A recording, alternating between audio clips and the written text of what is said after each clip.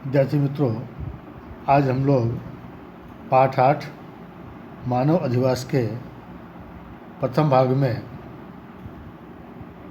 मानव अधिवास के बारे में, मानव अधिवासों का वर्गीकरण उसके बारे में तथा सामूहिक या केंद्रित अधिवास के अंतर्गत ग्रामीण अधिवास के बारे में अध्ययन करेंगे। तो सबसे पहले मानव अधिवासों की आवश्यकता कैसे उत्पन्न हुई। तो विद्यार्थी मित्रों, मानव की मूलभूत 3 आवश्यकताएं भोजन, वस्त्र और मकान, आवास। इसमें भोजन के बाद सबसे महत्वपूर्ण दूसरी आवश्यकता आवास या निवास की पड़ती है। ज्यों-ज्यों मानव संस्कृति का विकास होता गया, मानव संस्कृति के विकास के साथ साथ मानव के आवासों के प्रकार में भी परिवर्तन होता गया। एक समय ऐसा था जब मानव गुफा में निवास करता था, गुफा में रहता था, और आज मानव संस्कृति के विकास के कारण वो गगनचुंबी इमारतों में निवास कर रहा है। शुरुआत में बिखरे हुए या छिटपुट आवास थे, जबकि वर्तमान समय में लोग पास पास और सामूहिक रूप से बनाए गए आवासों में रहना शुरू कर दिए हैं।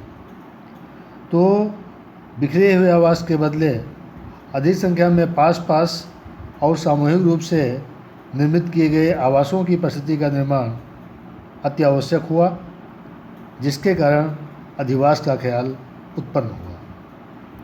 तो मानव संस्कृति का जब उत्क्रांति काल था, तो उस समय मकान बनाने का एकमात्र उद्देश्य था कि मानव को अपनी सुरक्षा करना, अपनी सुरक्षा के लिए मकान बनाता था।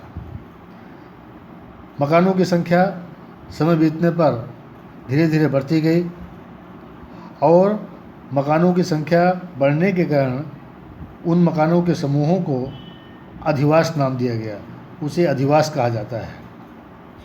प्रसिद्ध भूगोलवेत्ता ग्रिफिथ टेलर ने मानव अधिवास की एक सर्वमान्य व्याख्या प्रस्तुत की है और उन्होंने कहा है कि मकानों का विशाल समूह अर्थात अधिवास,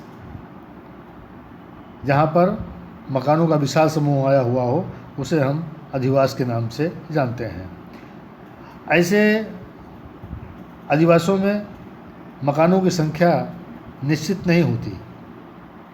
वो बिखरे हुए भी मकान होते हैं, अर्थात छिटपुट मकान भी होते हैं, एक या उससे अधिक झोपड़े वाले भी मकान होते हैं, कच्चे मकान भी होते हैं, या बहुत अधिक संख्या में पक्के मकान भी हो सकते हैं।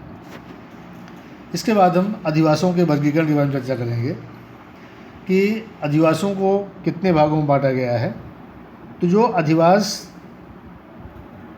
अपनी अलग अलग अनुकूलताओं के आधार पर जो उत्पन्न होते हैं, उन अधिवासों का कद अर्थात उनका आकार, उन अधिवासों की बनावट तथा अनेकों ऐसे लक्षण हैं जिसके आधार पर अधिवास या आवास को अलग अलग भागों में बांटा गया है। तो लोगों का व्यवसाय, जनसंख्या, प्रणाली, अधिवास का आकार आदि के अनुसार अधिवासों का जो वर्गीकरण किया गया है, उसमें मानव अधिवास के मुख्य 2 विभाग बताए गए हैं। पहला विभाग है सामूहिक या केंद्रित अधिवास और दूसरा है छिटपुट या प्रकीर्ण अधिवास। सामूहिक या केंद्रित अधिवास के भी 2 विभाग किए गए हैं। एक है ग्रामीण अधिवास और दूसरा है शहरी अधिवास। तो आज हम सबसे पहले सामूहिक अथवा केंद्रित अधिवास के बारे में सबसे पहले चर्चा करेंगे कि सामूहिक अथवा केंद्रित अधिवास किसे कहते हैं।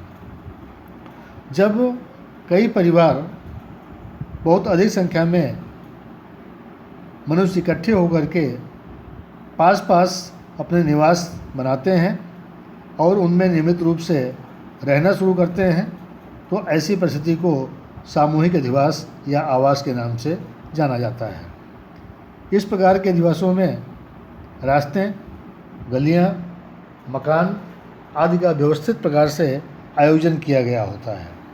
एक परिभाषा इसकी है, आप उसमें देखेंगे कि जब एक से अधिक परिवार एवं अधिक संख्या में मनुष्य एक साथ मिलकर अपने निवास स्थान संभव हो उतना पास पास तैयार करें और निवास नियमित हो, इस प्रकार के अधिवास को सामूहिक अधिवास कहते हैं।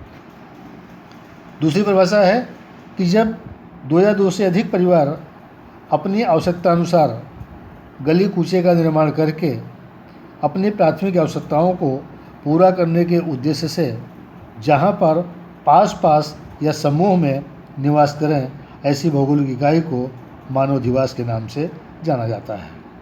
विद्यार्थी मित्रों, कद और उनके कार्यों के आधार पर सामूहिक अधिवासों को मुख्य दो विभागों में बांटा गया है। पहला है ग्रामीण अधिवास और दूसरा है शहरी अधिवास। तो आज हम ग्रामीण अधिवास के बारे में चर्चा करेंगे। ग्रामीण अधिवास क्या है? ग्रामीण शब्द मुख्य रूप से मानव की प्राथमिक आर्थिक प्रवृत्ति को दर्शाता है। विश्व भर में जहाँ पर लोग प्राथमिक प्रवृत्ति के रूप में, प्राथमिक आर्थिक प्रवृत्ति के रूप में लोग जिसमें जुड़े हुए होते हैं, उस समूह को ग्रामीण अधिवास कहा जाता है।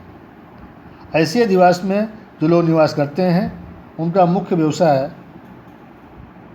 खेती, पशुपालन, मत्स्य पालन, जंगलों से उपजें एकत्र करना आदि उनकी मुख्य प्रवृत्तियाँ होती हैं। कहने का मतलब कि ग्रामीण अधिवास से जुड़े हुए लोग प्राथमिक प्रवृत्तियों से जुड़े हुए होते हैं। आज भी खेती ये ग्रामीण लोगों का मुख्य एवं महत्वपूर्ण लक्षण माना जाता है। पशुपालन इस प्रवृत्ति के अंतर्गत आने वाले एक भाग के रूप में गिना जाता है।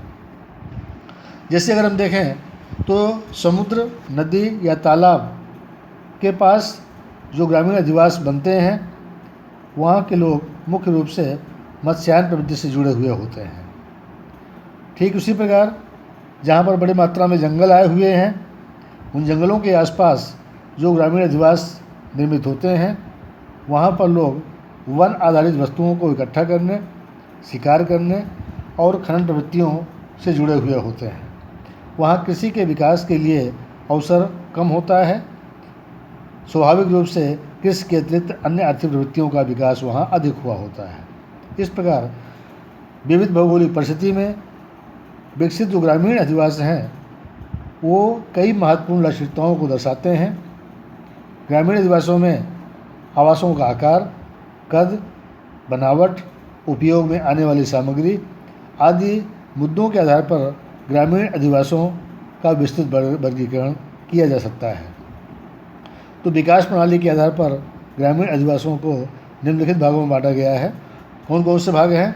सबसे पहले है आयताकार या वर्गाकार प्रणाली, दूसरा है रेखीय प्रणाली, तीसरा है चक्रीय प्रणाली, चौथा है त्रिकोणीय प्रणाली और पांचवा है अर्धचक्रीय प्रणाली, छठा है तारकनुमा प्रणाली और सातवां है निहारिका प्रणाली। विद्यार्थियों मित्रों, सबसे पहले हम आयताकार प्रणाली के बारे में चर्चा करेंगे। एक अनुमान के अनुसार पूरे विश्व की जनसंख्या का 50% से अधिक हिस्सा, 50% से अधिक जनसंख्या इस प्रकार के ग्रामीण अधिवास में निवास करती है, जहाँ पर आयताकार प्रणाली देखने को मिलती है। जैसे जो उपजाऊ मैदान के क्षेत्र हैं, उनमें अधिवासों का प्रमाण सबसे अधिक है। कौन से अधिवास? आयताकार प्रणाली। उदाहरण के रूप में गंगा के मैदान में इस प्रकार की बस्तियां देखने को मिलती हैं। ठीक उसी प्रकार जर्मनी, इजराइल तथा फ्रांस में भी ऐसी आयताकार प्रणाली अर्थात अधिवासियों की संख्या अधिक मात्रा में है। दूसरा है रैखिक या रिबन प्रणाली। रेखीय अधिवास आवास का सबसे महत्वपूर्ण लक्षण माना जाता है। यहाँ पर सड़क, रेल मार्ग, नदी या नहर के किनारे समानांतर स्थिति में पंक्तियाँ देखने को मिलती हैं। वहाँ रैखिक आवास प्रणाली का निर्माण होता है। जैसे समुद्र के किनारे भी कुछ बस्तियां विकसित हुई हैं। बेहद हिमालय के क्षेत्र में तथा गंगा के किनारे पर इस प्रकार के रेखीय अधिवास बड़े पैमाने पर देखने को मिलते हैं। इसे हम रिबन प्रणाली के नाम से भी जानते हैं। तीसरा है चक्रीय प्रणाली। चक्रीय अधिवास प्रणाली मुख्य रूप से नमक उत्पादन करने वाले कारीगरों एवं मछुआरों द्वारा निर्मित होती है। महाद्वीपों में जहाँ खारे पानी के तालाब होते हैं या समुद्र के किनारे नमक के व्यवसाय से जुड़े हुए लोगों का आवास होता है, वहाँ पर इस प्रकार की चक्रीय प्रणाली देखने को मिलती है। चौथा है त्रिकोणीय प्रणाली। त्रिकोणीय प्रणाली अर्थात जहाँ पर नदियों का संगम स्थान होता है। मुख्य रूप से नदियों के संगम स्थानों पर इस प्रकार की अधिवास प्रणाली निर्मित होती है। नदी किनारों के पास अवरोधों के कारण आवासों का जो भौतिक विस्तार है वो त्रिभुज आकार में देखने को मिलता है। उदाहरण के रूप में मांडवी और जुआरी नदी के बीच त्रिकोणीय अधिवास प्रणाली निर्मित हुई है।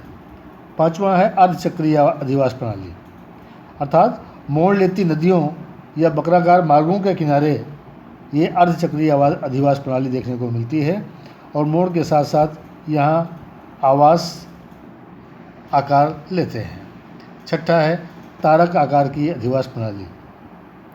इस प्रकार की अधिवास प्रणाली वहाँ पर निर्मित होती है जहाँ पर कई मार्ग आकर के आपस में मिलते हैं।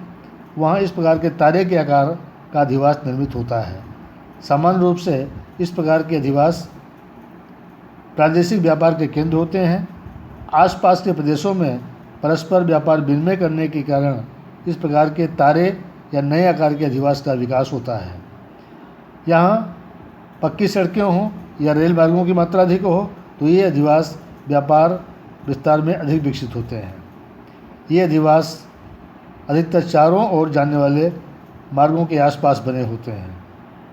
इस प्रकार के अधिवास वायव्य यूरोप, यांगजियांग के मैदान तथा गंगा सतलज के मैदान में देखने को मिलते हैं। और सातवां है निहारिका अधिवास प्रणाली। जब किसी अधिवास की रचना निहारिका के आकार की होती है तो उसे हम निहारिका अधिवास प्रणाली के नाम से जानते हैं। सामान्य रूप से अगर मध्य में कोई ऊंचा पर्वतीय क्षेत्र हो और उसके चारों ओर घुमावदार अधिवासों का निर्माण हुआ हो तो उससे निहारिका प्रणाली दर्शाती हुई आवास प्रणाली का निर्माण होता है। ऐसे अधिवासों का आकार प्रारंभ में तो छोटा होता है किंतु धीरे धीरे समय बीतने पर उनके आकार में उल्लेखनीय विस्तार देखने को मिलता है। ऐसे आकार की बहुत से अधिवास पहाड़ी क्षेत्रों में देखने को मिलते हैं। नीचे अधिवासों की आवास प्रणाली दी गई है आकृति, इसको आप देख करके और उन सब के प्रकार जान सकते हैं। इसके बाद ये तो हुआ विद्यार्थी मित्रों ग्रामीण आवास प्रणाली के बारे में, और इसके बाद शहरी आवास के बारे में चर्चा होगी दूसरे भाग के अंतर्गत, पार्ट 2 के अंतर्गत। जिससे आप वीडियो को ध्यान सुनिएगा, समझिएगा और ग्रामीण आवास प्रणाली के बारे में जितने प्रकार उसके दिए गए हैं व्यवस्थित उसकी परिभाषा उसके बारे में तैयार कीजिएगा। धन्यवाद।